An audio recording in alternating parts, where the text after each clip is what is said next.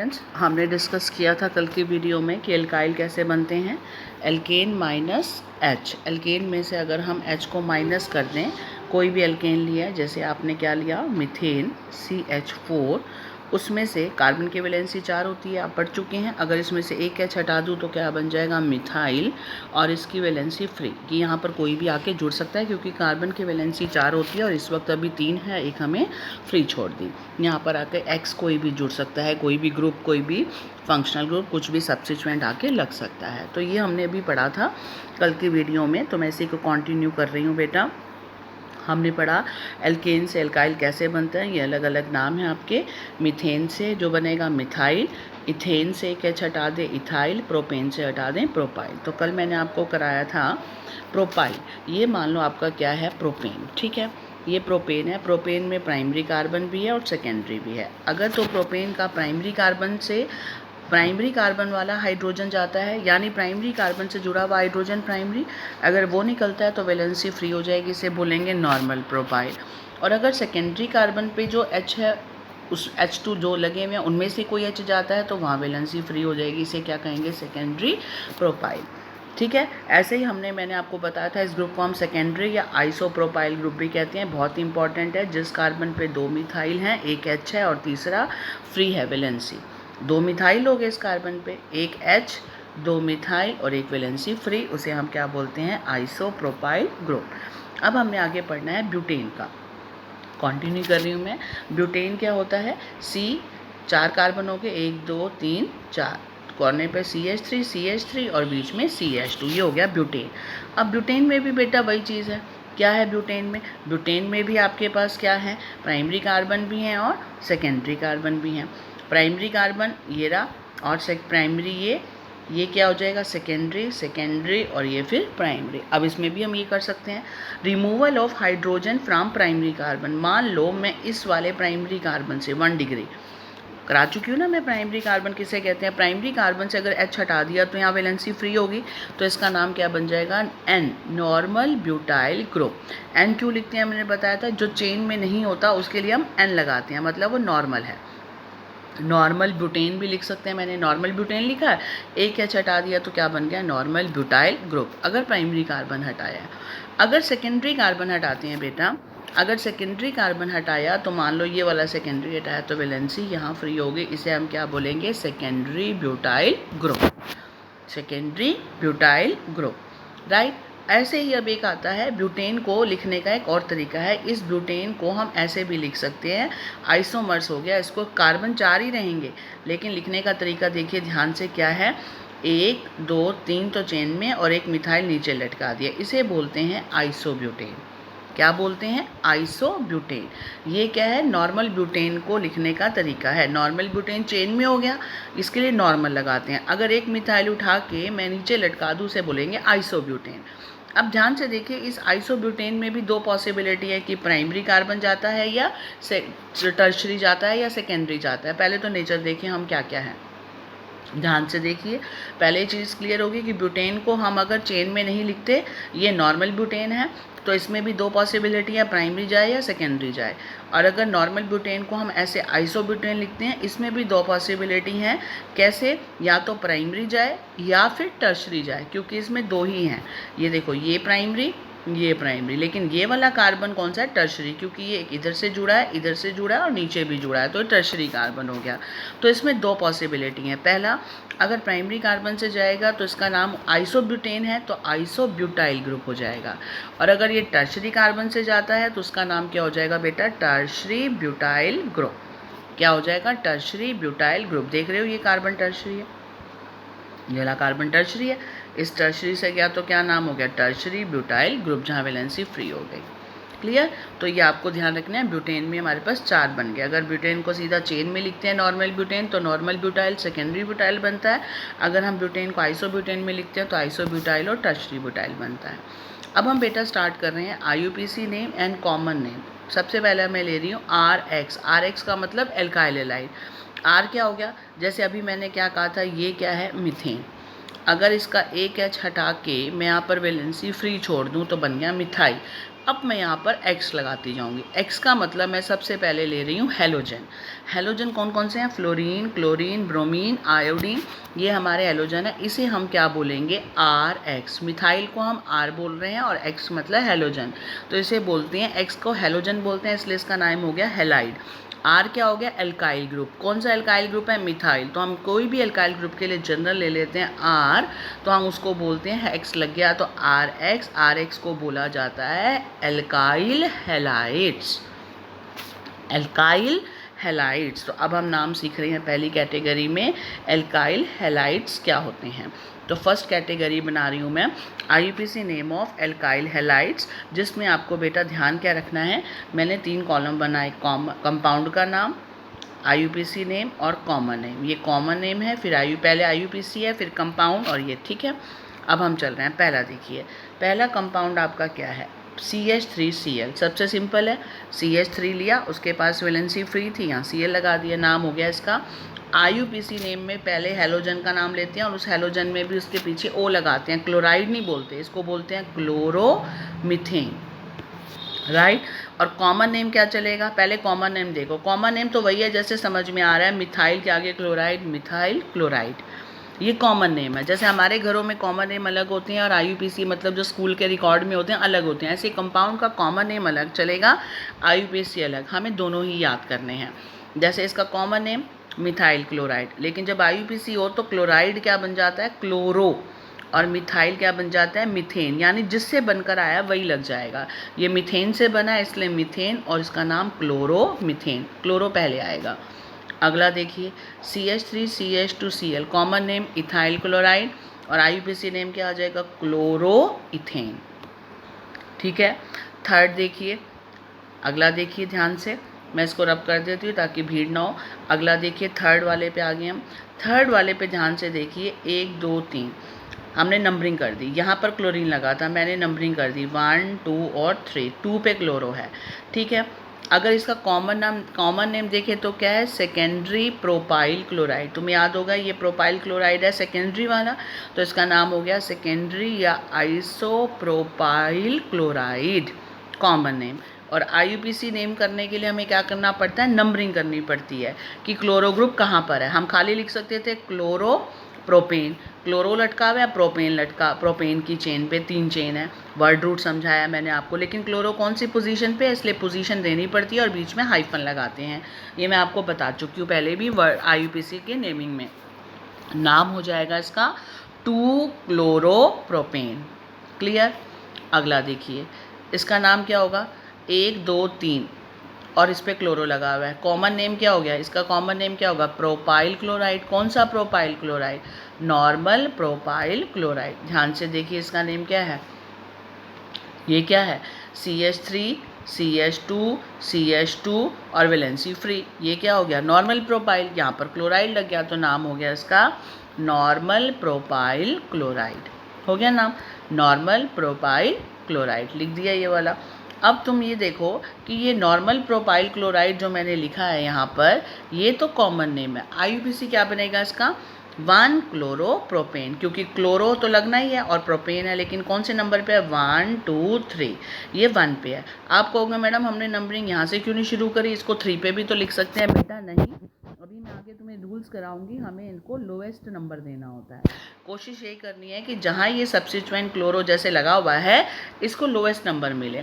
अब तुम बताओ, अगर मैं इसकी नंबरिंग यहाँ से शुरू करती हूँ, ध्यान से देखो, अगर बेटा मैं इसकी नंबरिंग यहाँ से शुरू करती हूँ तो इसका नाम क्या बन जाएगा? इसका नाम बन जाएगा 1 2 3 3 क्लोरो। ये गलत हो जाएगा क्योंकि रूल कहता है कि जिस कार्बन पे Cl लगा हुआ है उसको लोएस्ट नंबर में, लोएस्ट तो 1 है, 1 2 3, सबसे छोटा नंबर कौन है? एक ही है, तो इसको नाम नंबरिंग वैसे करनी है कि ये सब्स्टिट्यूएंट जो है वो छोटे पे आए, तो ये 1 क्लोरोप्रोपेन चलेगा, ठीक। आई थिंक क्लियर हो गया आपको। अब इसका क्या बनेगा? ध्यान से देखिए, इस वाले कंपाउंड का ये नंबरिंग गलत हो जाएगी, इसकी सही नंबरिंग क्या है? इसकी सही नंबरिंग है, इसको 1 देना, इसको 2, इसको 3, तो इसका नाम हो गया 1 क्लोरोप्रोपेन IUPAC, और नॉर्मल हो गया नॉर्मल प्रोपाइल क्लोराइड। अगला देखते हैं, अब तो तुम्हें नाम देने आगे होंगे। इसका देखो पहले बेटा, ये IUPAC है, ये नॉर्मल। पहले मैं कॉमन बताती हूँ। इसका कॉमन नेम क्या होगा? Normal butyl bromide, right. और IUPAC क्या होगा? 1 2 3 4 1 ब्रोमो ब्यूटेन। ये कॉमन नेम था नॉर्मल ब्यूटाइल ब्रोमाइड। ये क्या है? IUPAC name 1 bromo butane. अगला देखिए, इसका नेम क्या हो जाएगा? पहले तो हम वैलेंसी देखें, ये सेकेंडरी कार्बन से गई हुई है तो कॉमन नेम हो गया सेकेंडरी ब्यूटाइल ब्रोमाइड। और IUPAC क्या हो जाएगा? 2 ब्रोमो ब्यूटेन। 2 क्यों करा? आप खुद देखो, अगर मैं इसकी नंबरिंग ये नहीं करती, इधर से चलती हूँ, तो इसकी नंबरिंग क्या आती? 1 2 3 4। ये तो गलत होती, क्योंकि इसको लोएस्ट नंबर मिलना है सब्स्टिट्यूएंट को। 1 2 3 4, तो ये लोएस्ट नंबर है। तो सही नंबरिंग कौन सी है? जो मैंने कर रखी है 2 वाली। तो ये हो गया आपका 2 ब्रोमो क्या? ब्यूटेन। क्लियर हो गया? कौन सा? 2 पे लगा हुआ है ना, 2 ब्रोमो ब्यूटेन। ये कौन सा नेम है? IUPAC। कॉमन तो सेकेंडरी ब्यूटाइल ब्रोमाइड है। इसके बाद ये वाला देखिए, अगर इस तरीके का कंपाउंड हो जाए, CH2 पे भी Cl लटका हुआ है, इस CH2 पे भी Cl, नंबरिंग कहीं से कर दो, 1 2 या 1 2 कहीं से भी करो। तो इसका नाम क्या होगा? इसको बोलते हैं इथाइलिन। 2 क्लोरीन लगे हुए हैं, अब तक 1 1 लगा हुआ था, अब 2 वाला लिया, इथाइलिन डाइक्लोराइड। और IUPAC नेम क्या हो जाएगा? 1 पे भी क्लोरो, 2 पे भी क्लोरो। जब 2 सब्स्टिट्यूएंट लगे होते हैं तो 2 पे हैं, तो 1 और 2 के बीच में, डिजिट के बीच में कोमा आता है और फिर हाइफन आता है, डाई क्लोरो। डाई मतलब क्योंकि 2 हैं, 1 पे भी है 2 पे भी है, तो मैंने इकट्ठा कर दिया 1, 2 हाइफन डाई क्लोरो इथेन। ध्यान से समझो कैसे करना है इसको। ये देखो, मैं आपको फिर बता रही हूँ। अगर ऐसा कंपाउंड आ जाए जिसमें ये है, ये होता है बेटा CH2 डबल बॉन्ड CH2, आपने पढ़ा हुआ है इथाइलिन C2H4। अगर इसमें मैं डबल बॉन्ड हटा दूं और एक H हटा के Cl लगा दूं, क्या करूं मैं? इस वाले कंपाउंड को मैं ऐसे भी तो लिख सकती हूँ, CH2 यहाँ पर Cl लटका दिया, इधर भी Cl लटका दिया। तो ये क्या हो गया? 1 और 2, 1 पे भी क्लोरीन, 2 पे भी क्लोरीन है। तो मैं ऐसे इसको क्या लिखूँ? 1, 2 हाइफन डाई क्लोरो लिख सकती हूँ इकट्ठे। या फिर अगर इसको लंबा लिखना हो तो क्या बनेगा?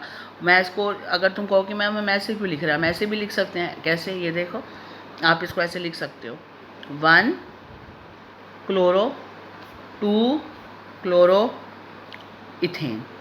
अब कितना गंदा लग रहा है, यानी 1 पे क्लोरो 2 पे क्लोरो इथेन। IUPAC कहता है कि जब एक ही सब्स्टिट्यूएंट 2 बार है तो उसको 2 बार नहीं लिखो 1 क्लोरो 2 क्लोरो। आप क्या करो, 1 पे भी क्लोरो है 2 पे भी क्लोरो है, तो आप पहले 1 और पोजीशन लिख दो, 1, 2 इन दोनों पे है, हाइफन कितने क्लोरीन है, एक इधर एक इधर, तो उसके आगे लगा दो डाई, तो ये बन जाएगा डाई क्लोरो। और पेरेंट चेन कितने कार्बन की? 2 की, इसका नाम हो जाएगा इथेन। ठीक है, हम ऐसे नहीं लिखेंगे 1 क्लोरो 2 क्लोरो अलग से, सीधा क्या लिखेंगे 1, 2 और क्या करेंगे 1, 2 हाइफन डाई क्लोरो इथेन। और ये हो गया इथाइलिन, कॉमन हो गया इथाइलिन डाइक्लोराइड, IUPAC हो गया ये। ठीक है, अब सेम अगर आपके पास 3 वाला आ जाए, अगर आपके पास 3 वाला आ जाए तो क्या करेंगे? और भी आसान है, देखो 3 वाले में क्या है आपके पास? CHCl3। ये क्या है? कार्बन, एक क्या लगा हुआ है H और 3 लगे हुए Cl। ठीक है, और इसको इकट्ठा लिख दें तो क्या बन जाएगा? CHCl3। इस CHCl3 का कॉमन नेम है क्लोरोफॉर्म, जो कि एनिमल्स को हम उसको इनहेल कराते हैं, सूंघाते हैं ताकि वो बेहोश हो जाए। तो उनका पहले डाइसेक्शन हुआ करते थे, तो उसके लिए उनको क्लोरोफॉर्म में रखा जाता था ताकि वो बेहोश हो जाएं, मतलब वो किसी तरीके से वो अपनी कॉन्शियस खोलें, तो उसको बोलते हैं क्लोरोफॉर्म। IUPAC नेम CHCl3 वही होती है। अब इसका IUPAC नेम देखो, अब एक ही पे देखो, ध्यान से देखा, इस चीज़ को समझना, ये कार्बन तो एक ही है, कार्बन तो एक है, इस कार्बन पे क्लोरीन क्लोरीन क्लोरीन 3 बार लगे हुए हैं, तो इसका मतलब हम क्या कह सकते हैं इसको? 1, 1, 1 हाइफन ट्राई क्लोरो, और एक ही कार्बन है तो उसके लिए लगता है मीथेन, मीथेन। ये हो गया 1, 1, 1 ट्राई क्लोरो मीथेन। ये इसका क्या हो गया? IUPAC name. आ गया समझ में? तो मैं आपको फिर बता रही हूँ, ध्यान से देखिए। ये आपका है CHCl3। IUPAC मैंने क्या लिखा? ट्राईक्लोरोमीथेन। आप ट्राईक्लोरोमीथेन लिख दो या 1,1,1 हाइफन ट्राईक्लोरोमीथेन। यहाँ आगे इसने पोजीशन क्यों नहीं लिखी? क्योंकि कार्बन ही बेचारा मिथेन मिथ है, एक ही कार्बन है, तो नंबरिंग करो या ना करो कोई फ़र्क नहीं पड़ता। जब कार्बन 2 हो तब तो नंबरिंग करनी ज़रूरी होती है कि किस साइड से कर रहे हो। अब यहाँ पर एक ही कार्बन है, इसलिए हम चाहें तो पोजीशन अवॉइड कर सकते हैं, 1,1,1 को डायरेक्ट लिख सकते हैं ट्राईक्लोरोमीथेन, और IUPAC क्या हो जाएगा? क्लोरोफॉर्म। ऐसे ही बेटा CHI3 को बोलते हैं आइडोफॉर्म। आइडोफॉर्म एक एंटीसेप्टिक होता है, चोट लग जाए तो हम लगा दें तो ठीक हो जाता है, और इसका नाम क्या हो जाएगा? 1,1,1 ट्राई आइडो। तीन है ना, जैसे Cl क्लोरो बन जाता है, आयोडीन आइडो बन जाएगा, IODO। 3 है तो ट्राई आइडो मिथेन। क्लियर? ऐसे अगला क्या है? CCl4। CCl4 को कॉमन नेम क्या है? Carbon tetrachloride. CCl4 carbon tetrachloride. Carbon पे 4 क्लोरीन लगे हुए हैं तो कार्बन टेट्राक्लोराइड। IUPAC नेम क्या हो जाएगा? खोल के देख लो, एक कार्बन पे Cl Cl Cl Cl 4 लगे तो 1 2 3 4 टेट्राक्लोरोमीथेन। सिंगल कार्बन तो बीच वाला है, एक कार्बन के लिए मिथ लगता है तो नाम हो गया टेट्राक्लोरोमीथेन। वैसे क्या बनेगा? 1,1,1,1 टेट्राक्लोरोमीथेन। मैंने अभी बताया पोजीशन नहीं लिखते जब कार्बन एक है, तो हम डायरेक्ट लिख सकते हैं शॉर्टकट क्या? टेट्राक्लोरोमीथेन। क्लियर? आई थिंक आपको ये समझ आ गया होगा। यहाँ पर अभी हमने एक ही कैटेगरी समझी है। IUPAC नेम किए हैं मैंने हैलाइड्स के, मतलब एल्काइल पे अगर एल्काइल पे हेलोजन लगा हो तो उनका नाम कैसे देना है, ये तरीका है नाम देने का। ये मैंने कंपाउंड लिखा, उसका IUPAC और कॉमन नेम, ये सारे याद करने हैं बेटा जो मैंने लिखवाए हैं, ये इनको नहीं छोड़ना। ठीक है, अब हम चल रहे हैं IUPAC नेम ऑफ और common name of alcohol. Alcohol क्या होता है? ROH, जिसमें OH ग्रुप लगा हो, फंक्शनल ग्रुप एल्कोहल OH। जब फंक्शनल ग्रुप एल्कोहल होता है तो इसके लिए जो हम पीछे एंड में लगाते हैं सफिक्स, उसका नाम होता है एल, AL। सेकेंडरी सफिक्स का लगाते हैं एल। तो हम जितने भी पढ़ेंगे वो सारे हम वही पढ़ेंगे। इसके सॉरी एल नहीं, ओल, एल्कोहल में ओल लगता है, एल्डिहाइड में एल लगता है। ओके, गलती से अब मैं भूल गई। OH क्या है? एल्कोहल, इसके लिए ओल लगेगा सेकेंडरी सफिक्स, याद रखना। एल्डिहाइड के लिए एल होता है। तो जितने भी हम पढ़ेंगे कंपाउंड, सबके IUPAC नाम के पीछे आपको ओल लगाना है। स्टार्ट करते हैं। पहला देखिए, मैंने कैटेगरी वही compound, IUPAC common name. Compound देखिए, पहला कंपाउंड क्या है? CH3OH। क्या बोलते हैं इसको? कॉमन नेम क्या है? ये CH3, देखो CH3 और ये वैलेंसी, इसका नाम क्या है? मिथाइल। अगर मैं इसके ऊपर OH लग जाऊंगी तो कॉमन नेम क्या बन जाएगा? Methyl alcohol. क्लियर? IUPAC के नेम, IUPAC नेम में क्या बताया था मैंने? Word root. वर्ड रूट एक कार्बन है तो मिथ हो गया, राइट। अब इसमें क्या है? एन है, सारे बॉन्ड सिंगल हैं, मिथेन, और OH का क्या लग जाएगा? ओल, इसका नाम हो गया मिथेनोल। अब तुमने एक चीज़ नोट की, यहाँ पर ना तो कोई साइक्लो वाला प्राइमरी प्रीफिक्स है, ना कोई आपका सेकेंडरी प्रीफिक्स सब्स्टिट्यूएंट है, तो दोनों काट दिए तो सीधा वर्ड रूट से ही स्टार्ट होगा। आगे बात समझ? मैंने आपको सीक्वेंस बताया ना, सबसे पहले क्या सीक्वेंस था? सेकेंडरी प्रीफिक्स, फिर प्राइमरी प्रीफिक्स, फिर वर्ड रूट, फिर प्राइमरी सफिक्स, फिर सेकेंडरी सफिक्स। अब ना तो यहाँ सब्स्टिट्यूएंट है सेकेंडरी प्रीफिक्स, ना ही यहाँ साइक्लो है, तो वर्ड रूट है एक कार्बन की, मिथ हो गया। सारे बॉन्ड सिंगल है, एन हो गया। सेकेंडरी सफिक्स में ओल हो गया, मिथेनॉल। बट इसमें ये इस तरीके से नाम दे देंगे, लेकिन इसमें लिखते वक्त स्पेलिंग का ध्यान रखना है बेटा, ध्यान से देखना। तुमने नोट किया मैंने मिथेनॉल के अंदर स्पेलिंग में क्या किया? ANE, मिथेन में ANE, ओल जब हम लिखते हैं, क्योंकि ये वॉवल से शुरू है तो हम इसका ई हटा देते हैं। प्राइमरी सफिक्स जो एन लगा हुआ है उसकी स्पेलिंग में से ई को हटा देते हैं, क्योंकि जो सेकेंडरी सफिक्स है वो ओल है, वो ओ से शुरू हो रहा है, ओ वॉवल है। जब भी कोई वॉवल से शुरू होता है तो प्राइमरी सफिक्स का ई हटा दिया जाता है, तो ये बन जाएगा मिथेनॉल। स्पेलिंग ध्यान रखना, क्या बन गया? मिथेनॉल। अगला चलते हैं। अगला क्या है?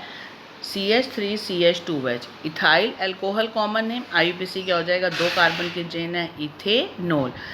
AN, ई हटा के क्या लगा दिया? ओल। इसका नाम नॉर्मल प्रोपाइल अल्कोहल। ये नॉर्मल प्रोपाइल है ना, अगर OH को हटा दें यहाँ पर तो नॉर्मल प्रोपाइल है, OH लगा दें तो नॉर्मल प्रोपाइल अल्कोहल है। IUPAC में नंबरिंग करनी है कि OH किस कार्बन पे, अभी बताया था इसको लोएस्ट नंबर मिलना चाहिए, जिस कार्बन से अटैच है उसको लोएस्ट नंबर 1 2 3, नाम हो गया प्रोपेन 1 ओल। क्लियर, प्रोपेन 1 ओल। अगला चले, इसका नाम क्या हो जाएगा? देखो वही की वही चीज़ें रिपीट होके आ रही हैं, अगर इसको ध्यान से देखो तो क्या है ये, व्हाट इज दिस, सेकेंडरी या आइसोप्रोपाइल।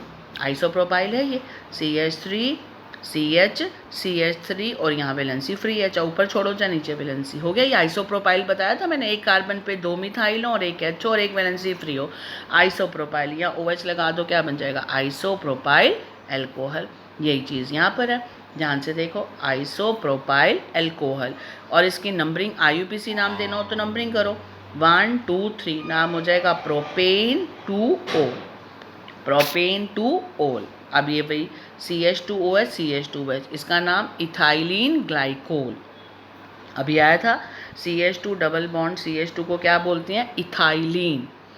ठीक है, आपने पढ़ा है 10th में C2H4, इसको कंबाइन कर दो, 2 कार्बन हो गए C2 और 2 H C2H4। और अगर इसको स्ट्रक्चर लिखें तो क्या बन जाता है इसके स्ट्रक्चर में, इस तरीके का आपका CH2 डबल बॉन्ड CH2, ये बन गया इथाइलिन।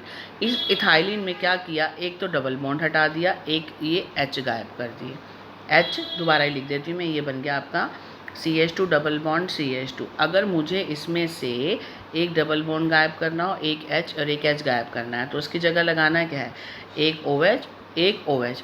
क्योंकि ये इथाइलिन से बना है तो कॉमन नेम हो गया इथाइलिन, और जब 2 OH होते हैं इकट्ठे इसको बोलते हैं इथाइलिन ग्लाइकोल।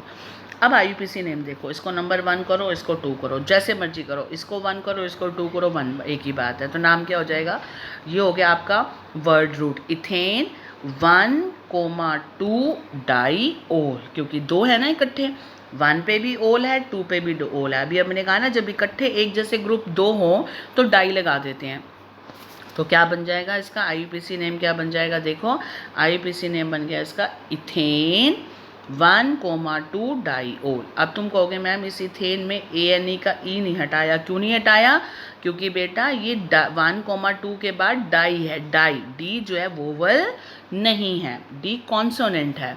ठीक है, पढ़े है ना, लेकिन इंग्लिश में कॉन्सोनेंट और वोवल, जब ये कॉन्सोनेंट होगा तो E हटेगा नहीं, किसका E, प्राइमरी सफिक्स का, अगर वोवल होगा तो हटेगा। क्लियर, तो अब आई थिंक आपको, जैसे अभी ऊपर था प्रोपेन 2 ओल, ओल क्या था, ओल ओ कॉन्सोनेंट, ओ क्या था, वोवल था, कॉन्सोनेंट नहीं था, तो इसलिए इसका ई हट गया। अब यहाँ पर क्या नाम है इसका, 1 2 इथेन 1 2 डाई ओल, ये डी है, डी क्या है, कॉन्सोनेंट है, इसलिए ये ई नहीं हटेगा। ठीक, अगला देखिए, इसका नाम क्या हो जाएगा, ऐसे ही ध्यान से देखो, 1 2 3, 3 है आपके, तीनों पे OH लगे हुए हैं, इसका कॉमन नेम क्या हो जाएगा, ग्लिसरोल या ग्लिसरीन। आपने सुनी होगी, विंटर्स में ग्लिसरीन यूज़ करते हैं, ये यही होता है, ग्लिसरीन या ग्लिसरोल, इसका कॉमन नेम है। IUPAC नेम क्या हो जाएगा, 1 2 3, कहीं मर्जी से नंबरिंग शुरू कर दो, प्रोपेन, प्रोपेन हो गया, 1 पे 2 पे तीनों पे OH है, तो 1,2,3 हाइफन ट्राईओल, 3 है तो ट्राईओल, 2 होता तो डाईओल। ठीक है, अब तुमने फिर देखा T जो है वो कॉन्सोनेंट है, इसलिए इसका E नहीं हटा। और तुमने एक चीज़ और बता दूं, जब हम नाम लिखते हैं बेटा, एक तो जब नाम लिखते हैं प्रोपेन हो गया, उसके बाद जब ये 3 लोकेशन लिखी जाती है ना, डिजिट 1, 2, 3, इसके पहले भी हाइफन आता है और इधर भी हाइफन आता है, क्योंकि हमें सेपरेट दिखाना पड़ता है। ये देखो, ये जो प्रोपेन लिखा है उसके बाद पहले हाइफन लगाओगे, फिर डिजिट शुरू करोगे कि तीनों नंबर पे है, तीनों लोकेशन पे है, 1 2 3 पे, तो पहले उन तीनों में कोमा लगाओगे बीच में, लास्ट वाले पे कोमा ना लगा के हाइफन लग जाएगा कि अब हम इसका नाम लिख रहे हैं। ऐसे ही जब यहाँ शुरू करेंगे, पहले हाइफन लिखेंगे फिर डिजिट शुरू करेंगे, राइट। तो ध्यान रखना, IUPAC में नेमिंग में ये बहुत इंपॉर्टेंट है, हाइफन और कोमे का रोल। तो इसका नाम हो गया प्रोपेन, ई साथ आएगा हाइफन 1 2 3 हाइफन ट्राईओल। क्लियर, तो ये बेटा आपकी कैटेगरी सेकंड मैंने करा दी, जिसका नाम है आपका अल्कोहल का। अल्कोहल भी हमने कर लिया। अब हमारे अभी तक हमने किसका किया, एक तो एल्काइल हैलाइड का कराया मैंने अभी आपको, उसको याद करना है आपको, दूसरा अल्कोहल का कराया है, तीसरा हम चल रहे हैं ईथर। ईथर। ईथर का फंक्शनल ग्रुप क्या है? ROR। दो एल्काइल के बीच में अगर O आया हुआ है तो उसे हम क्या बोलते हैं? ईथर। ठीक है, वो दोनों एल्काइल RR सेम भी हो सकते हैं, RR हो सकते हैं, उनमें एक R हो सकता है, एक R1 हो सकता है, मतलब ये अलग भी हो सकता है। ठीक है, लेकिन बीच में क्या आएगा? O, ether. ये इसकी पहचान है। तो कॉमन नेम तो सिंपल चलेगा, लेकिन IUPAC में हम इसका IUPAC कैसे करते हैं? एक R को O के साथ मिला देते हैं तो इसका बन जाता है मिथॉक्सी। ME, मिथाइल जमा ऑक्सीजन, क्या बन जाएगा? मिथॉक्सी। याद रखना, IUPAC में मिथॉक्सी नाम चलेगा, इसका डिफरेंट है। जैसे अल्कोहल में ओल चला था, यहाँ मिथॉक्सी में ऑक्सी, मिथाइल जमा ऑक्सी, मिथॉक्सी चलेगा। ठीक, अब शुरू करते हैं हम इसका नेम।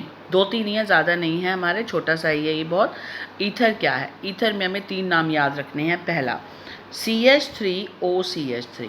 अब पहली बात तो आपको दिख रहा है, ये एल्काइल बीच में R, पहचान लिया।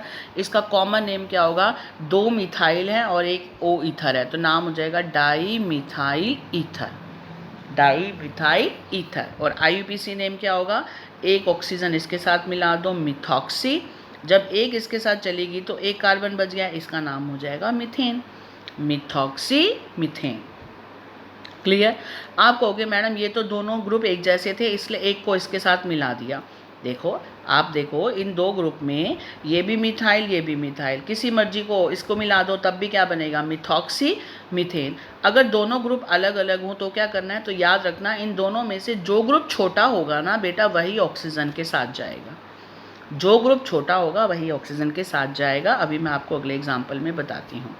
ठीक, पहला आई थिंक क्लियर हो गया। अगला देखिए, अगले में मैंने एक मिथाइल ले लिया, एक इथाइल ले लिया, C2H5 ले लिया। C2H5 को खोल के लिख सकते हैं ना, CH2CH3 हाइफन, मतलब उसका क्या हो गया कि ये कार्बन की वैलेंसी 4 करने के लिए, देखो 4 कैसे नहीं है, एक ये इस पे 2 हाइड्रोजन है, एक मिथाइल है, 3 है, चौथी खाली है, तो ये हो गया इथाइल।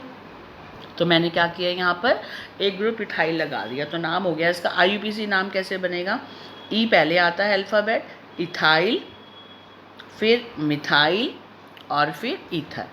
ठीक है, ईथर वालों में कॉमन नाम में एंड में ईथर लगता है, तो पहले आ गया इथाइल, फिर आ गया मिथाइल और लास्ट में क्या आ गया? ईथर। इथाइल, मिथाइल, ईथर, ये तो हो गया कॉमन नेम। IUPAC क्या बनेगा? छोटे ग्रुप को इसके साथ ले लो, नाम हो जाएगा मिथॉक्सी, और 2 की चेन है, क्या बन जाएगा? Ethane, methoxy ethane. अब ध्यान से देखो क्या किया मैंने, छोटे ग्रुप को ले लिया, छोटे ग्रुप से मिथॉक्सी और 2 कार्बन की चेन के लिए इथेन लगा दिया।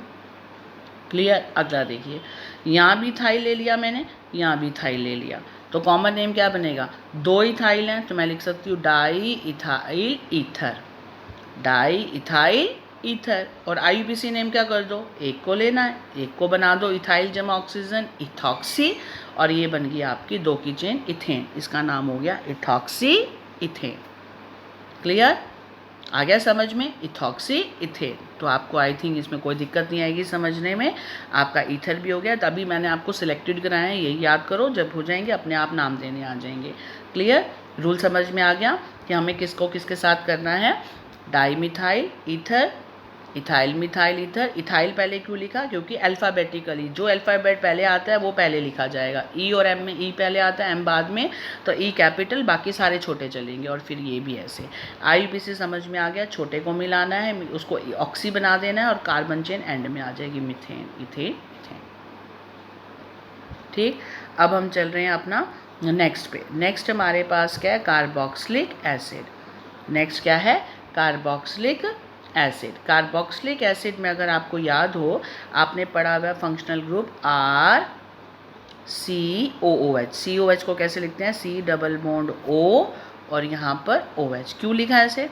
क्योंकि कार्बन की वैलेंसी 4 होती है, 2 तो ये डबल बॉन्ड बना रहा है इस ऑक्सीजन के साथ, तो इस कार्बन के 2 वैलेंसी तो ये रही, तीसरी इस ऑक्सीजन के साथ, चौथी फ्री है, यहाँ पर आके कोई भी R लगाते जाएंगे, काम बनता जाएगा। ठीक है, इसे बोलते हैं कार्बोक्सिलिक एसिड। और इसके IUPAC नाम के लिए पीछे क्या लगता है? Oic acid. IUPAC में क्या लगता है बेटा? Oic acid. ठीक है, तो सबसे पहले हम देखते हैं RCOH। RCOH क्या है? कार्बोक्सिलिक एसिड, इसका स्ट्रक्चर बहुत इंपॉर्टेंट है, फंक्शनल ग्रुप को लिखना आना चाहिए। ये इसका स्ट्रक्चर है C double bond OH। Carbon की वैलेंसी 4 है, लेकिन यहाँ 3 दिख रही है, तो हम इसका छोड़ देते हैं वैलेंसी। ठीक, अब चलते हैं इसका नेम। पहला देखिए, ये है कंपाउंड का नाम, ये है कॉमन नेम और ये है IUPAC नेम। पहले देखते हैं HCOH। मतलब क्या किया मैंने, COH का फंक्शनल ग्रुप के आगे क्या लगा दिया, H। सबसे पहले एक H लगा दिया। इसको बोलते हैं HCOH को फॉर्मिक एसिड। कॉमन नेम क्या होता है, फॉर्मिक एसिड। और IUPAC नेम क्या हो जाएगा, IUPAC नेम मैं आपको सिखा चुकी हूँ। वर्ड रूट देखो, सब्सिट्यूएंट है नहीं, साइक्लिक है नहीं, सीधा वर्ड रूट से स्टार्ट करेंगे। तो याद रखना, जब भी कोई फंक्शनल ग्रुप होता है उसका जो शुरू होता है कार्बन से, तो उसको हम चेन में काउंट करते हैं, यानी वो वर्ड रूट में काउंट होता है। बहुत इंपॉर्टेंट बता रही हूँ। अभी पहला आया ऐसा, जो फंक्शनल ग्रुप कार्बन से शुरू होता है बेटा, उस कार्बन को हम वर्ड रूट में काउंट करते हैं। तो इसको वर्ड रूट में काउंट करें तो एक कार्बन के लिए क्या लगता है, मीथेन। मैंने लगा दिया METH, मिथ वर्ड रूट हो गया, और प्राइमरी सफिक्स क्या हो गया, ANE। क्लियर। अब क्योंकि कार्बोक्सिलिक है, इसके लिए क्या लगना है, oic acid. Oic acid, oic acid लगा दिया। क्योंकि O वोवल है, इसका E हटा दो। यही रूल बताया था मैंने। अगर आपका सेकेंडरी सफिक्स वोवल से शुरू होता है तो प्राइमरी सफिक्स का E हटा दो। तो हटा दिया, बन गया मिथेनोइक एसिड। स्पेलिंग देख रहे हो, METHANOIC, मिथेनोइक एसिड। ठीक है, तो आपको ध्यान रखना है कि ये आपको कैसे करना है। आपको सबसे पहले कॉमन नेम याद होना चाहिए। कॉमन नेम क्या है इसका, फॉर्मिक एसिड। ठीक है, और एक कार्बन है, इसका वर्ड रूट में काउंट होना है फंक्शनल ग्रुप जिससे कार्बन से शुरू होता है, मिथेनोइक एसिड। ये हटा दिया। अगला CH3COOH, नंबरिंग करें 1 2। इसको मैंने 1 क्यों दिया, उधर से क्यों नहीं शुरू किया, क्योंकि मैंने बताया फंक्शनल ग्रुप हो कुछ भी हो, उसको लोएस्ट नंबर मिलना है। लोएस्ट नंबर 1 ही है। तो सबसे पहले IUPAC नेम क्या आप देखें, IUPAC आ गया देना, 1 और 1 2। 2 के लिए क्या लगता है, इथ। सारे बॉन्ड सिंगल हैं, एन, और एंड में ओइक एसिड। O वोवल है, एन का E हटा देंगे, इथेनोइक एसिड। और इसको कॉमनली किस नाम से जाना जाता है, एसिटिक एसिड। Acetic acid. अगला देखिए, इसका नाम कैसे करें, 1 2 3, propane oic acid. Propane oic acid, ये हटा देंगे तो बन जाएगा प्रोपेनोइक एसिड। ठीक है, प्रोपेनोइक एसिड। अब तुम कहोगे मैडम इसमें हम 1 क्यों नहीं लिख रहे, कि ये COH 1 पे, हम इसको मिथेनोइक जो लिख रहे हैं, हम इसको मिथेन 1 एसिड क्यों नहीं लिख रहे, इथेन 1 क्यों नहीं लिख रहे, जब हम फंक्शनल ग्रुप OL में लिखते थे। क्योंकि बेटा अभी बताया मैंने, जो फंक्शनल ग्रुप कार्बन से शुरू होता है उसको लोएस्ट नंबर ही देना है। जब लोएस्ट नंबर है ही 1, तो उसको लिखने की क्या ज़रूरत है, हम डायरेक्ट उसको चेन में गिन लें, क्योंकि उसने तो 1 पे ही रहना है। तो हम उसकी पोजीशन नहीं देते, क्योंकि कार्बन से शुरू होने वाला कोई भी फंक्शनल ग्रुप होगा उसको हर वक्त लोएस्ट नंबर मिलना है, और लोएस्ट नंबर 1 है, तो हम उसको 1 नहीं लिखते नाम के आगे, उसको हम इग्नोर करते हैं। आ गया समझ में, इसीलिए हमने उसके आगे 1 नहीं लिखा। आई थिंक आपको क्लियर हो गया बेटा, ये तीनों नाम क्लियर हो गए। कौन कौन से नाम बताए मैंने आपको, पहला formic acid, acetic acid, propionic acid, common name है। तो ये पहले 2 कॉमन नेम कर लेना, ये तो फिर भी ज़्यादा नहीं चलता। इनके IUPAC बहुत आते हैं, मिथेनोइक, इथेनोइक और प्रोपेनोइक। 1 2 3, प्रोपेन और ओइक एसिड। आई थिंक देना आ गया ना। नेक्स्ट चलते हैं हम अपना कैटेगरी पे, जिसका नाम है एल्डिहाइड। अब एल्डिहाइड आप सब ने 11th में भी पढ़ा, उसमें 10th में भी पढ़ा हुआ। एल्डिहाइड क्या है आपका, क्या होता है फंक्शनल ग्रुप, CHO। CHO। अब इसको खोल के कैसे लिख देंगे, CHO, C और O के बीच में होता है डबल बॉन्ड, H के साथ होता है सिंगल बॉन्ड। तो कार्बन की वैलेंसी कितनी हो गई, 2 ये और 1 3, चौथी फ्री है, यहाँ पर वैलेंसी छोड़ दो। यहाँ हम कोई भी alkyl group R alkyl group बताया ना, कोई भी ले आएंगे और नाम देते जाएंगे।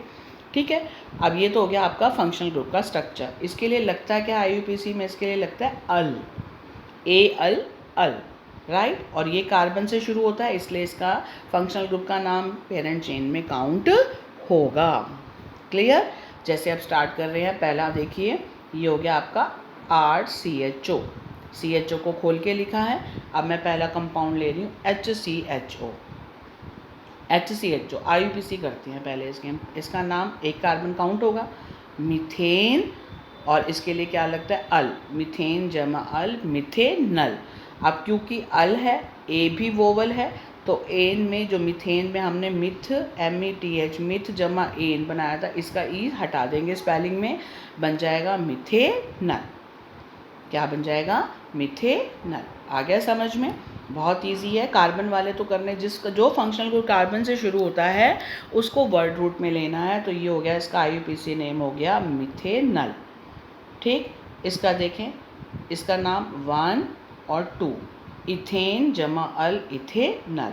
इसका नाम नंबरिंग ज़रूर करनी है, 1 2 3, नाम हो जाएगा प्रोपेनल। मैं इसको 1 क्यों नहीं लिख रही? क्योंकि अंडरस्टूड है, अभी मैंने बताया इसको लोएस्ट नंबर मिलना है, इसलिए हम इसका डायरेक्ट अल लगाते हैं। ठीक है, अब इनके कॉमन नेम देखिए। अब ये तो पढ़ लिया आपने मिथेनल IUPAC। कॉमन नेम इसका चलता है फॉर्मेल्डिहाइड, याद करने पड़ेंगे फॉर्मेल्डिहाइड। इसका नाम एसिटल्डिहाइड, दो कर लो, प्रोपेनल्डिहाइड छोड़ दो। जैसे मैंने ऊपर भी आपको बताया बेटा, याद है मैंने ऊपर कहा था आपको फॉर्मिक और एसिटिक कर दो, प्रोपेनिक छोड़ दो। ऐसे आप चाहो तो यहाँ भी फॉर्मेल्डिहाइड और एसिटल्डिहाइड कर दो, प्रोपेनल्डिहाइड कॉमन नेम नहीं, इसके IUPAC चलते हैं प्रोपेनल। ठीक, आई थिंक आपको क्लियर हो गया। आगे चलते हैं हम टाइप्स ऑफ कीटोन। अब नेक्स्ट है IUPAC, हम पढ़ते हैं कीटोन। अब कीटोन में क्या है? कीटोन होता है RCOR। अब ये देखो RC डबल बॉन्ड OR, ये क्या है? कीटोन। RC ये हो गया डबल बॉन्ड, कीटोन होता है C double bond O, ketone को बोलता है। इस तरफ R है, ये दोनों R सेम भी हो सकते हैं, अलग अलग भी हो सकते हैं। कुल मिलाकर कार्बन के साथ 2 डबल बॉन्ड तो ऑक्सीजन ने बना दिए, इधर वैलेंसी 4 पूरी हो गई। हमने छोड़ दी कि यहाँ भी R आ सकता है, यहाँ भी R आ सकता है। क्लियर? अब हम चलते हैं इसके स्ट्रक्चर की तरफ। ये देखिए, ये मैं बता रही हूँ आपको नेक्स्ट कैटेगरी RCOR। इसको लिखने का तरीका क्या है? C डबल बॉन्ड O और ये 2 वैलेंसी फ्री, क्योंकि 4 होती हैं, इस पर कुछ भी लगा दो। अब देखिए पहला क्या करना है हमने? सबसे पहला देखिए CH3COCH3, ये IUPAC नेम है, वो कॉमन नेम है CH3COCH3। अब इसमें आपको नंबरिंग ध्यान रखनी पड़ेगी। नंबरिंग कहाँ से करनी है? जहाँ इसको लोएस्ट नंबर मिले। यहाँ से करूँ 1 2 3 या इधर से करूँ 1 2 3, कहीं से भी कर सकते हो। तो 3 की चेंज के लिए क्या हो गया? प्रोपेन, और क्या है ये? ओन, 2 पे ऑन है। इधर से चले तब भी, इधर से चले तब भी हम इसको डायरेक्ट लिख सकते हैं propanone. Prop word root, ane और ओन, फिर ओ वोवल है तो इसका ई गायब हो जाएगा स्पेलिंग में, तो नाम हो जाएगा प्रोपेनॉन। आ गया प्रोपेनॉन। क्लियर? पहला इसमें क्यों नहीं मैंने 2 लिखा? क्योंकि कहीं से भी चलो 2 आता है, इसलिए प्रोपेनॉन हो गया। ठीक, अब इसका ये तो हो गया IUPAC। कॉमन नेम में क्या दिख रहा है आपको? 1 मिथाइल 2 मिथाइल, डाई मिथाइल और बीच में कीटोन, इसको कहते हैं डाई मिथाइल कीटोन या फिर एसीटोन। एसीटोन आपने देखा है नेल पॉलिश रिमूवर होता है, जो हम मार्केट से लेके भी आते हैं, थिनर जो नेल पेंट को उतारने के काम आता है। ऐसे लैब में एसीटोन जो है वो भी इसी का काम करता है, इसको एसीटोन भी बोला जाता है। कॉमन नेम बहुत इंपॉर्टेंट है, इसका कॉमन नेम एसीटोन, आपको ज़रूर करना है ये एसीटोन।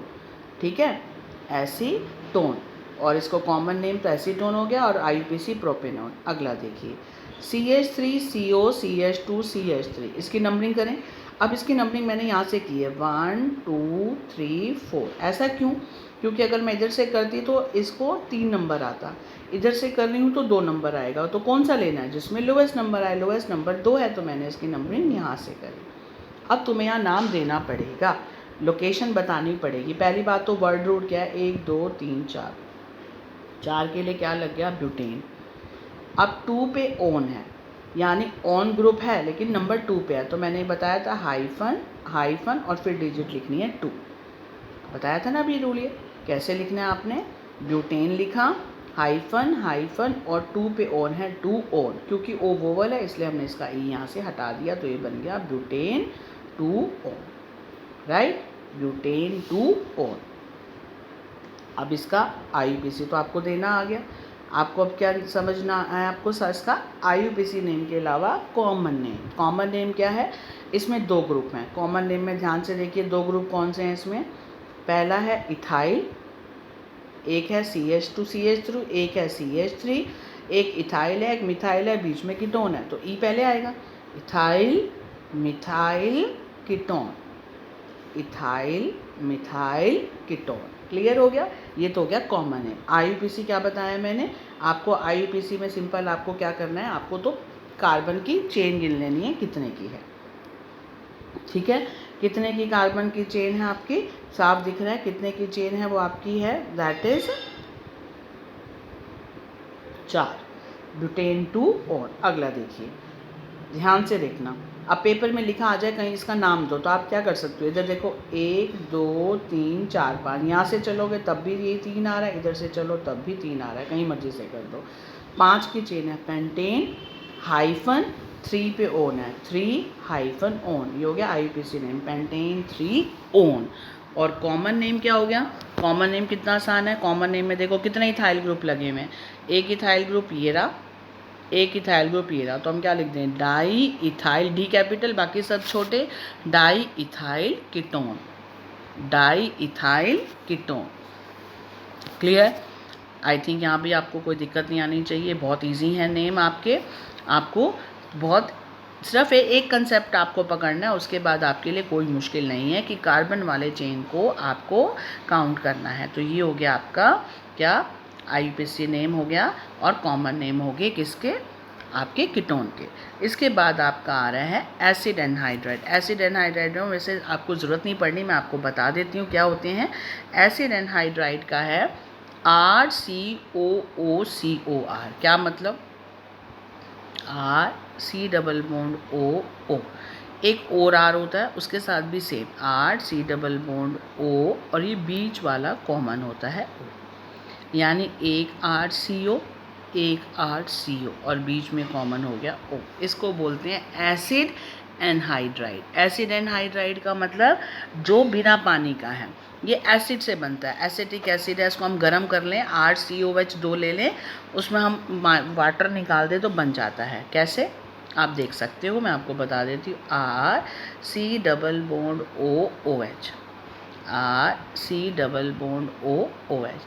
अगर मैं इन दोनों को कंबाइन कर दूं और इसको हीट कर दूं तो इसमें से OH और H वाटर निकल जाएगा, तो ये जो RCO ग्रुप है और ये वाला RCO ग्रुप है, इनके बीच में ये जो ऑक्सीजन बच गई ये यहाँ आकर लिंक हो जाती है, दोनों में शेयर हो जाती है, बन गया एनहाइड्राइड। ये आपका क्या बन गया, एनहाइड्राइड। ठीक है, तो एनहाइड्राइड ऐसे बनते हैं। तो आपको फिलहाल नाम याद होना चाहिए कि क्या एनहाइड्राइड की पहचान क्या है, RCO, एक RCO यहाँ एक RCO यहाँ और बीच में O, इसको बोलते हैं एसिड एनहाइड्राइड। ये R सेम भी हो सकते हैं या दोनों RR हो सकते हैं या उनमें से एक R1 हो सकता है, यानी अलग अलग हो सकते हैं। तो हमने एक ही पढ़ना है, CH3 हमारे पास है, CH3CO whole twice O। Whole twice O का मतलब ये वाला ग्रुप 2 बार है और बीच में O है, तो इसको बोलते हैं हम, इसका IUPAC नेम है क्योंकि 2 कार्बन है इसलिए बोलते हैं इथेनोइक एनहाइड्राइड, और कॉमन नेम है एसिटिक एनहाइड्राइड। कॉमन नेम क्या है, एसिटिक एनहाइड्राइड और एसिटिक एनहाइड्राइड, और IUPAC क्या है, इथेनोइक एनहाइड्राइड। तो फिलहाल आपको ये पता होना चाहिए कि गोल ब्रैकेट के बाहर 2 लिखा है मतलब ये 2 टाइम्स है और बीच में आ रहा हो गया ना 2 टाइम्स, एक बार फिर यहाँ एक बार यहाँ और बीच में क्या है O। तो क्योंकि इनका नाम ही एनहाइड्राइड है तो हम इनके नाम के पीछे चाहे IUPAC हो चाहे कोई भी हो हमें एनहाइड्राइड देना ही पड़ता है। ठीक है, अब चलते हैं अगला एस्टर। एस्टर क्या होता है, RCOOR। R, एस्टर की पहचान क्या है, सब आपने 10th में पढ़े हुए। एस्टर क्या होते हैं, RCOO, यानी जब आपको ये इकट्ठा दिख जाए, क्या मतलब, C डबल बॉन्ड O और O, कार्बन की वैलेंसी 4 होती है, 2 तो ये रही, तीसरी ये रही, चौथी फ्री कर दो, यहाँ पर कोई भी आके लग जाएगा। तो CO एस्टर की पहचान है और इसके लिए एंड में क्या लगता है, O8। क्या लगता है, O8। ये सब 10th में पढ़े हुए हैं। ठीक, तो IUPAC नेम देख रहे हैं हम, सीखते हैं अब इसको कैसे IUPAC नेम देना है। पहला देखिए हमारे पास क्या है, पहला है हमारे पास HCOOCH3, इसका एस्टर का नाम हो गया, एस्टर ग्रुप आ गया। RCOR कोई भी लग सकता है, R तो है ही है, तो मैंने क्या किया यहाँ पर कॉमन नेम देखिए, ये हो गया मिथाइल और ये हो गया HCO, तो इसको बोलते हैं मिथाइल फॉर्मेट, मिथाइल फॉर्मेट। और इसका IUPAC नेम क्या चलेगा, मिथाइल, ग्रुप अलग चलेगा मिथाइल, और एक कार्बन के लिए मिथेन जमा ओएट, मिथाइल मिथेनोएट, राइट। इसका आप चाहे तो ये वाले तो कॉमन नेम है, असली क्या आपको याद रखने हैं, ध्यान रखना एस्टर के लिए RCOOR, एक तो R आपका एस्टर के साथ है ही है, साथ में लगा होगा, तो यही बताना चाह रहे हैं नाम कैसे करने हैं, HCOOCH3। अब क्योंकि ये वाला ग्रुप तो हो गया मिथाइल और एक कार्बन है मिथेन और ओएट लगना है मिथेनोएट, ओ वोवल से शुरू होता है इसलिए ई हट जाएगा। ऐसे ही यहाँ इसका देखो, ये क्या हो गया सब्स्टिट्यूएंट इथाइल और ये क्या हो गया मिथेनोएट, एक कार्बन बचा। फिर इसके बाद ये क्या है मिथाइल, छोटे ग्रुप को नाम लिखेंगे, बाकी बड़े वाले को, अब इसका भी कार्बन से शुरू है 1 और 2, इसका नाम हो जाएगा इथेनोएट, मिथाइल इथेनोएट, क्योंकि ये कार्बन से शुरू हो रहा है फंक्शनल ग्रुप, इसको वर्ड रूट में लेना है, तो 1 और 2 क्या हो जाएगा इथेन जमा ओएट इथेनोएट। और छोटे ग्रुप को, छोटा जो है वो सब्स्टिट्यूएंट का काम करेगा, उसको पहले ही लिखना है, वर्ड रूट में आपको पता है सब्स्टिट्यूएंट सबसे पहले आता है, ठीक है। तो ये हो गया इसके IUPAC। कॉमन नेम याद कर सको तो कर लेना, कॉमन नेम क्या है इस पहले वाले का नाम मिथाइल फॉर्मेट, इसको फॉर्मेट बोलते हैं HCO को, और मिथाइल ग्रुप लगा है तो मिथाइल फॉर्मेट, इसको बोलेंगे इथाइल फॉर्मेट, HCO को फॉर्मेट बोलते हैं तो इथाइल फॉर्मेट, इसका नाम क्या हो जाएगा मिथाइल, इसको बोलते हैं एसीटेट, तो ये हो जाएगा मिथाइल एसीटेट, ठीक है। एसीटेट कहाँ से आया, ये एसिटिक एसिड से, CH3COOH एसिटिक एसिड होता है। अगर मैं इसका H हटा दूँ तो क्या बन जाएगा एसीटेट, क्योंकि इसके ऊपर नेगेटिव चार्ज आ जाएगा, ठीक है ना, ये नेगेटिव आ गया, H पॉजिटिव बाहर चला गया, तो ये हो गया एसीटेट, तो इसके आगे मिथाइल लग जाएगा तो नाम हो जाएगा मिथाइल एसीटेट। तो याद रखना ये तो है कॉमन नेम, ये है IUPAC नेम एस्टर के। एस्टर में कॉमन नेम के लिए HCO को फॉर्मेट एसीटेट, तो ये सब्स्टिट्यूएंट है एज इट इज़ आगे लग जाएंगे, और IUPAC नेम में भी सब्स्टिट्यूएंट पहले लगने हैं, बट वहाँ फॉर्मेट ना लग के IUPAC में वर्ड रूट लगेगा मिथेन जमा ओएट मिथेनोएट। यहाँ भी एक कार्बन है, सी कार्बन एस्टर जो है C से शुरू हो रहा है, तो उसको वर्ड रूट में गिनेंगे तो नंबर 1 वाले के लिए मिथ लगता है, तो मिथ जमा मिथेन जमा ओएट मिथेनोएट। यहाँ पर 1 और 1 ये 2 हो गए, तो इसलिए इसका नाम हो गया इथेन जमा ओएट इथेनोएट, ठीक है। नेक्स्ट आ रहा है एसिडेमाइड। एसिडेमाइड फंक्शनल ग्रुप जो होता है बेटा वो होता है कौन सा, RCONH2, एमाइड ग्रुप होता है, एमाइड ग्रुप होता है RCONH2, C double bond O और NH2, ये NH2 ग्रुप इकट्ठा है एमीन बोलते हैं, CO ग्रुप अलग है, तो कार्बन पे वैलेंसी क्या होगी CO और NH2 3, एक वैलेंसी फ्री होगी, R ग्रुप लगा देंगे, तो ये हो गया आपका एमाइड। तो इकट्ठे में हम इसे क्या बोलते हैं, CONH2 ग्रुप को हम एमाइड बोलते हैं, स्ट्रक्चर ये होता है, और इसके लिए एमाइड ही लगता है नाम में, कोई अलग से नहीं है। तो 1-2 कंपाउंड ही है इसके, पहला देख लो आपका क्या है HCONH2, इसका IUPAC नेम हो जाएगा, ये भी कार्बन से शुरू है, एक कार्बन होगी मिथेन जमा एमाइड मिथेन एमाइड, ई हटा देंगे क्योंकि ए वोवल है, और यहाँ पर 1 और यहाँ पर 2 क्या हो जाएगा इथेन जमा एमाइड, क्या बन जाएगा इथेन एमाइड, ई हटा देंगे क्योंकि ए वोवल है, क्योंकि ये भी तो फंक्शनल ग्रुप कार्बन से शुरू है, इसको भी तो वर्ड रूट में गिनेंगे, तो ये हो गया इथेन जमा एमाइड इथेनामाइड, ये IUPAC है। कॉमन नेम क्या हो जाएगा HCONH2 फॉर्मामाइड, इसका नाम एसिटामाइड। जैसे पहला फॉर्मेट पढ़ा था ना, एक कार्बन के लिए फॉर्मेट, 2 के लिए एसीटेट, ऐसे ही फॉर्मेट जमा एमाइड फॉर्मामाइड और एसिटामाइड, ये कॉमन नेम है। अगर कॉमन याद नहीं होते तो आप IUPAC कर सकते हैं ऐसे केसेस में जो बहुत कम आते हैं वाले, तो आप इसके खाली IUPAC याद रख लो, मिथेन जमा amide methane amide, acid ethane जमा एमाइड इथेन एमाइड, क्लियर। अगला चलते हैं हमारा amine group, primary amino group. Primary amine group किसे कहते हैं, RNH2, NH2 ग्रुप का नाम है एमीनो, NH2 ग्रुप होता है एमीनो, ए से शुरू होता है एमीनो ग्रुप NH2, राइट। इस पे हम अब यहाँ कार्बन से शुरू नहीं हो रहा, सिंगल ऐसे नेम है ये, R यहाँ पर कॉमन लगा है, नाइट्रोजन की वैलेंसी ठीक है। नाइट्रोजन की 3 होती है ना, तो नाइट्रोजन के साथ 2 H हैं, खाली है इसलिए इसका एमीन लग गया। तो अब इसका नाम देखिए, पहला देखिए आप, इसका नाम क्या है, ये लास्ट है, 1-2 हमारे बच गए हैं, ख़त्म हो जाएंगे इसके साथ ही। आज हम फंक्शनल ग्रुप कवर कर रहे हैं। जैसे इसका नाम देखिए CH3NH2 क्या हो जाएगा, मीथेन जमा amine, methane amine, CH3CH2NH2 ethane amine. हम चाहें तो इसको बाद में भी कर सकते हैं। आई थिंक आज के लिए आपके लिए बहुत है, आज आप इतने ही करो। आज हम यहाँ तक छोड़ रहे हैं, कार्बन तक के सारे कर लिए, ठीक है। मैं अमीनो से शुरू करूँगी क्योंकि इसमें कार्बन नहीं है, तो अब यहाँ से हमने कार्बन तक के ख़त्म कर लिए, 8 CONH3। यहाँ तक बेटा आपको सारे लर्न करने हैं, ये आगे के हम बाद में पढ़ेंगे IUPAC। अब इनको अच्छे से याद करना, जितने भी मैंने आपको कराए हैं आज, अब सारे ख़त्म हो गए कार्बन वाले, अब सारे अलग आएंगे। यहाँ तक कि आपको लर्न होने चाहिए, एमाइड वाला, ester, anhydride, ketone, aldehyde, alcohol, carboxylic acid, और ईथर करा है, और फिर एल्काइल हैलाइड। कुछ भी नहीं है, ख़त्म, बस इतने ही करें आज हमने। आपको समझने में इसलिए शुरू में टाइम लगता है, इसलिए आपको लग रहा है कि हमने बहुत ज़्यादा कर लिया, ऐसा है नहीं। तो आज आप कार्बन वाले ख़त्म करेंगे, ठीक है। अच्छे से इनके कॉमन और IUPAC ने लर्न करने हैं बेटा आपको, क्योंकि ये बेस है। ऑर्गेनिक केमिस्ट्री में अगर नाम देना नहीं आया तो ऑर्गेनिक केमिस्ट्री में कुछ नहीं कर पाओगे, कुछ भी नहीं। 12th में भी है, 11th में भी है।